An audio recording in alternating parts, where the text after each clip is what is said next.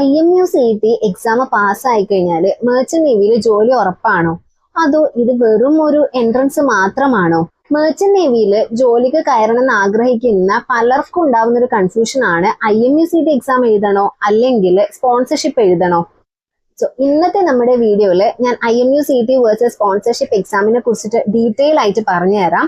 ഇവ തമ്മിലുള്ള ഡിഫറൻസ് എന്താണ്, സേഫ് കരിയർ ഓപ്ഷൻ ഏതാണ് എന്നുള്ളതൊക്കെ നമുക്ക് ഈ വീഡിയോയിലൂടെ കാണാം. ആദ്യം തന്നെ നമുക്ക് IMU-CET എക്സാം എന്താണെന്ന് നോക്കാം. ഇന്ത്യൻ മെറിടൈം യൂണിവേഴ്സിറ്റിയുടെ കോമൺ എൻട്രൻസ് ടെസ്റ്റ് ആണ് IMU-CET എന്ന് പറയുന്നത്. ഇതൊരു നാഷണൽ ലെവൽ എൻട്രൻസ് എക്സാം ആണ്. മെർച്ചന്റ് നേവി റിലേറ്റഡ് ആയിട്ടുള്ള ഏതൊരു കോഴ്സ് പഠിക്കണമെങ്കിലും ഈ ഒരു എക്സാം നിങ്ങൾ അറ്റൻഡ് ചെയ്തിരിക്കണം. ഇന്ത്യയിലുള്ള പല മെറിടൈം കോളേജസിലേക്കും ഈ ഒരു എക്സാം വഴി നിങ്ങൾക്ക് അഡ്മിഷൻ കിട്ടുന്നതായിരിക്കും. എക്സാമ്പിൾ പറയുകയാണെങ്കിൽ DNS, BSc nautical science, BTech marine engineering, അതുപോലെ തന്നെ അതർ മെറിടൈം കോഴ്സസിനൊക്കെ ഈ ഒരു എക്സാം കമ്പൽസറി ആയിട്ടുള്ള കാര്യമാണ്. IMU-CET എക്സാമിന് മെയിൻ ആയിട്ട് ഉണ്ടാവുന്ന സബ്ജക്ട് എന്ന് പറഞ്ഞു കഴിഞ്ഞാൽ physics, chemistry, maths, English, general aptitude. IMU-CET exam crack ചെയ്ത് കഴിഞ്ഞാൽ നിങ്ങൾക്ക് റാങ്ക് കിട്ടും. സോ ആ റാങ്ക് ഉപയോഗിച്ചിട്ട് നിങ്ങൾക്ക് IMU അഫിലിയേറ്റഡ് കോളേജസിൽ അഡ്മിഷന് വേണ്ടിയിട്ട് അപ്ലൈ ചെയ്യാൻ സാധിക്കും. ഈ ഒരു സമയത്ത് നിങ്ങൾ അറിഞ്ഞിരിക്കേണ്ട ഏറ്റവും ഇമ്പോർട്ടന്റ് ആയിട്ടൊരു കാര്യമുണ്ട്. ഈ ഒരു IMU-CET എക്സാം നിങ്ങൾ ക്രാക്ക് ചെയ്തു അല്ലെങ്കിൽ അതിലൊരു റാങ്ക് ലഭിച്ചു എന്നുള്ളതിനെ കൊണ്ട് നിങ്ങൾക്ക് ജോബ് മെർച്ചന്റ് നേവിയിൽ ഗ്യാരണ്ടി ആയിട്ടുള്ള ഒരു കാര്യമല്ല. ഇത് നിങ്ങൾക്ക് അഡ്മിഷൻ ലഭിക്കാൻ വേണ്ടിയിട്ട് IMU അഫിലിയേറ്റഡ് കോളേജസിൽ അഡ്മിഷൻ ലഭിക്കാൻ വേണ്ടിയിട്ടുള്ള ഒരു എൻട്രൻസ് ടെസ്റ്റ് ആണ്. അത് ആരും മറന്നു പോകരുത്. സോ IMU-CET എക്സാമിനെ കുറിച്ചിട്ട് നിങ്ങൾക്ക് ഒരു ഐഡിയ വന്നിട്ടുണ്ടാവും. IMU-CET കുറിച്ചിട്ട് കൂടുതലായിട്ട് അറിയാൻ താല്പര്യമുള്ളവരാണെങ്കിൽ ഞാൻ ഓൾറെഡി വീഡിയോ ചെയ്തിട്ടുണ്ട്. ആ ഒരു വീഡിയോ ജസ്റ്റ് ചെക്ക് ചെയ്ത് നോക്കാവുന്നതാണ്. ഞാൻ ഡിസ്ക്രിപ്ഷൻ ബോക്സിൽ ലിങ്ക് കൊടുക്കാം. സോ IMU-CET എക്സാം എഴുതാൻ വേണ്ടിയിട്ട് പ്രിപ്പയർ ചെയ്യുന്നവരൊക്കെ പഠിച്ചുകൊണ്ടിരിക്കുകയായിരിക്കും. സോ നിങ്ങൾക്ക് അഡ്വാൻസ് ഓൾ ദ ബെസ്റ്റ്. നല്ല രീതിയിൽ എക്സാം എഴുതിയിട്ട് നല്ല രീതിയിൽ തന്നെ ഒരു റാങ്ക് കിട്ടാൻ സാധിക്കട്ടെ. നെക്സ്റ്റ് നമുക്ക് എന്താണ് സ്പോൺസർഷിപ്പ് എന്നുള്ളത് നോക്കാം. ഈ സ്പോൺസർഷിപ്പ് എന്ന് പറയുന്നത് ഷിപ്പിംഗ് കമ്പനീസ് തന്നെ നടത്തുന്ന ഒരു സെലക്ഷൻ പ്രോസസ് ആണ്. എക്സാമ്പിൾ പറയുകയാണെങ്കിൽ ഈ ഒരു സ്പോൺസർഷിപ്പ് എക്സാംസ് കണ്ടക്ട് ചെയ്യുന്ന കുറച്ച് കമ്പനീസിന്റെ പേര് great eastern, Anglo eastern, fleet management, ഇത്തരം കുറച്ച് കമ്പനീസ് ഒക്കെയാണ്. ഇത് മാത്രമല്ല കേട്ടോ, ഞാൻ കുറച്ച് കമ്പനീസ് പറഞ്ഞു എന്നേ ഉള്ളൂ. നിങ്ങൾക്ക് സ്പോൺസർഷിപ്പ് കാര്യങ്ങളൊക്കെ വെബ്സൈറ്റിൽ ചെക്ക് ചെയ്ത് കഴിഞ്ഞാൽ സ്പോൺസർഷിപ്പ് എക്സാംസ് ഒക്കെ കണ്ടക്ട് ചെയ്യുന്ന നിരവധി ഷിപ്പിംഗ് കമ്പനീസ് കാണാൻ സാധിക്കും. ഈ കമ്പനീസ് ഒക്കെ cadet selection exam plus interviews conduct ചെയ്യും. ഇനി സ്പോൺസർഷിപ്പ് എന്താണെന്നുള്ളത് ഞാൻ ഒരുപാട് വീഡിയോസിൽ പറഞ്ഞിട്ടുണ്ട്. എന്നാലും ബ്രീഫ് ആയിട്ട് പറയാം. നിങ്ങളൊരു കോഴ്സ് പഠിക്കാൻ സ്റ്റാർട്ട് ചെയ്യുന്നു, മെർച്ചന്റ് നേവി റിലേറ്റഡ് കോഴ്സ് പഠിക്കാൻ തീരുമാനിക്കുന്നതിന് മുന്നേ ഒരു സ്പോൺസർഷിപ്പ് എക്സാം അറ്റൻഡ് ചെയ്തു. ഒരു ഷിപ്പിംഗ് കമ്പനിയുടെ സ്പോൺസർഷിപ്പ് നിങ്ങൾക്ക് ലഭിക്കുകയും ചെയ്തു. അത് കഴിഞ്ഞാൽ നിങ്ങൾ ഈ ഒരു കോഴ്സ് പഠിക്കാൻ പോകുന്നു. കോഴ്സ് പഠിക്കുന്നതിന് മുന്നേ തന്നെ ഈ ഒരു കമ്പനി നിങ്ങൾക്ക് ജോബ് ഉറപ്പ് തരുന്ന ഒന്നാണ് സ്പോൺസർഷിപ്പ് എന്ന് പറയുന്നത്.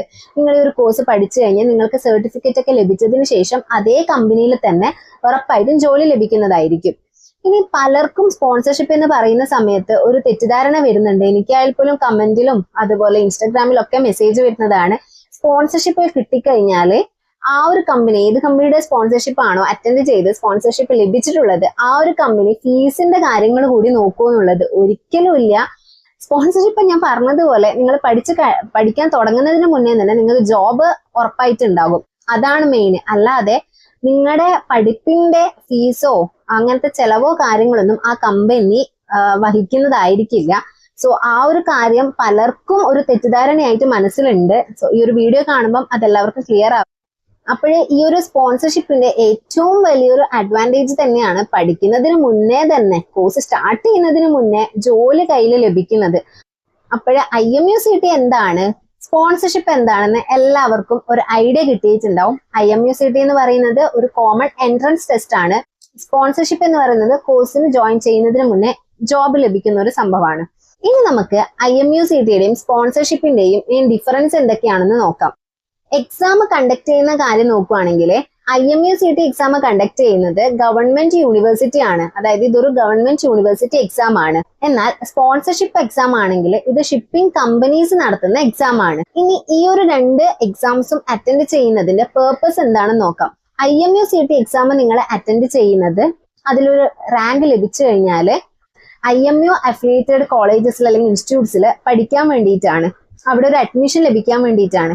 ഇനി സ്പോൺസർഷിപ്പ് എക്സാം എന്തിനാണ് നിങ്ങൾ എഴുതുന്നത്? ആ ഒരു കമ്പനിയിൽ ഏത് കമ്പനിയുടെ സ്പോൺസർഷിപ്പ് ആണോ എഴുതുന്നത് ആ കമ്പനിയിൽ സെലക്ട് ആവാനും അതുപോലെ അതിന്റെ അണ്ടറിൽ തന്നെ ട്രെയിനിങ് നടത്താനും വേണ്ടിയിട്ടാണ്. സിംപ്ലി പറഞ്ഞു കഴിഞ്ഞാല് കോഴ്സ് പഠിച്ചു കഴിയുന്നതിന് മുന്നേ ജോലി ഉറപ്പാക്കാൻ വേണ്ടിയിട്ടാണ് സ്പോൺസർഷിപ്പ് എക്സാം അറ്റൻഡ് ചെയ്യുന്നത്.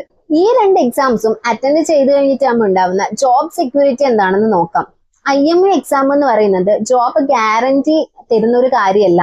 ഇത് ഈ പറഞ്ഞതുപോലെ IMU അഫിലിയേറ്റഡ് കോളേജസിൽ പഠിക്കാൻ വേണ്ടിയിട്ട് നടത്തുന്ന ഒരു എക്സാം ആണ്.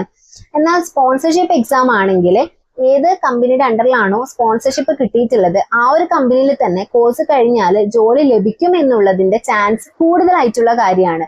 സോ ഇതാണ് ജോബ് സെക്യൂരിറ്റിയിൽ വരുന്ന ഡിഫറൻസ്. കോമ്പറ്റീഷൻ നോക്കുകയാണെങ്കിൽ ഒരു വർഷം IMU CET എക്സാം അറ്റൻഡ് ചെയ്യുന്നത് 1000-ലധികം സ്റ്റുഡൻസ് ആണ്.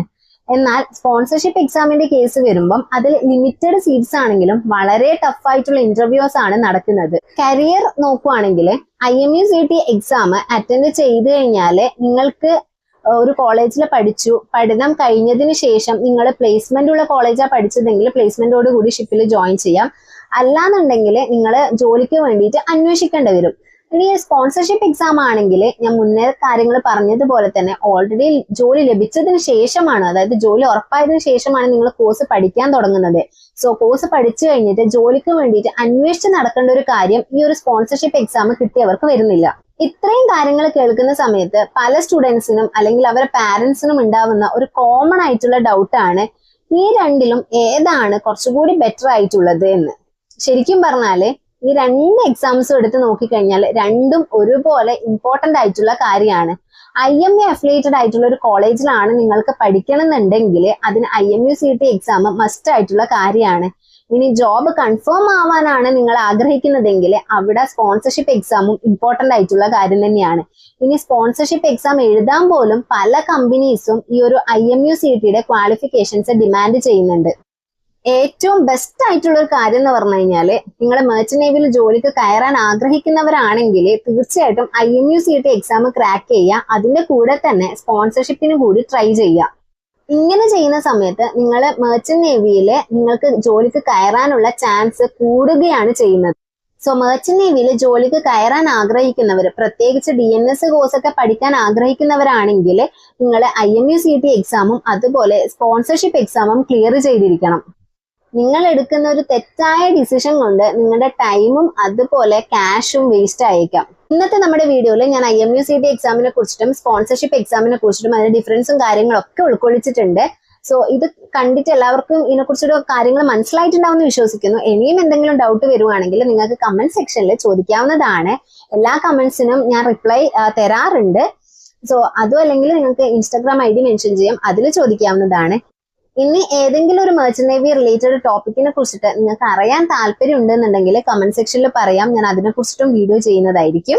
സോ ഇങ്ങനെയുള്ള റിയൽ ഇൻഫോർമേഷൻസ് വീഡിയോസ് നിങ്ങൾക്ക് അറിയാൻ താല്പര്യം ഉണ്ടെങ്കിൽ ചാനൽ സബ്സ്ക്രൈബ് ചെയ്യാൻ മറക്കരുത്. അതുപോലെ മെർച്ചന്റ് നേവിയിലേക്ക് ജോലിക്ക് കയറാൻ ആഗ്രഹിക്കുന്ന ഏതെങ്കിലും ഒരു കുട്ടികളെയോ അല്ലെങ്കിൽ അവരുടെ പാരന്റ്സിനെയോ നിങ്ങൾക്ക് അറിയാമെങ്കിൽ അവർക്കും ഈ വീഡിയോ ഒന്ന് ഷെയർ ചെയ്ത് കൊടുത്തേക്കൂ. സോ അടുത്തൊരു വീഡിയോ ആയിട്ട് നമുക്ക് കാണുന്നത് വരെ ബൈ, താങ്ക് യു.